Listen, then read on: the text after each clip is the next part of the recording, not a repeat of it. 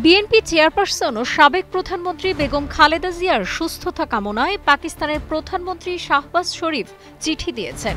এর আগে বেগম জিয়ার সুস্থতা কামনা করে বৃহস্পতিবার ফুলের তোড়া পাঠান পাকিস্তানের প্রধানমন্ত্রী, উপপ্রধানমন্ত্রী ও পররাষ্ট্রমন্ত্রী। বিএনপির মিডিয়া সেল থেকে তথ্য জানানো হয়। চিঠিতে পাকিস্তানের প্রধানমন্ত্রী লেখেন, পাকিস্তানের জনগণ, সরকার, পাশাপাশি আমার ব্যক্তিগত পক্ষ থেকেও আপনার দ্রুত ও সম্পূর্ণ সুস্থতার জন্য আন্তরিক প্রার্থনা ও শুভকামনা জানাচ্ছি। বাংলাদেশের উন্নয়নে আপনার অসামান্য অবদান সর্বজন স্বীকৃত।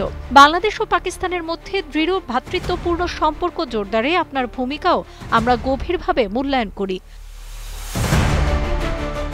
তিনি আরও লিখেন, আল্লাহর কাছে আপনার দ্রুত ও সম্পূর্ণ সুস্থতা কামনা করছি, যাতে আপনি আপনার দল ও আপনার মহান জাতির জন্য সাহস ও পথ নির্দেশনার উৎস হিসেবে সেবা অব্যাহত রাখতে পারেন। বর্তমানে খালেদা জিয়া ঢাকার এভারকেয়ার হাসপাতালে চিকিৎসাধীন। তার ব্যক্তিগত চিকিৎসক ডাক্তার জাহিদ হোসেন জানিয়েছেন, মেডিকেল বোর্ড অনুমোদন দিলেই তাকে বিদেশে নেওয়ার প্রক্রিয়া শুরু করা হবে।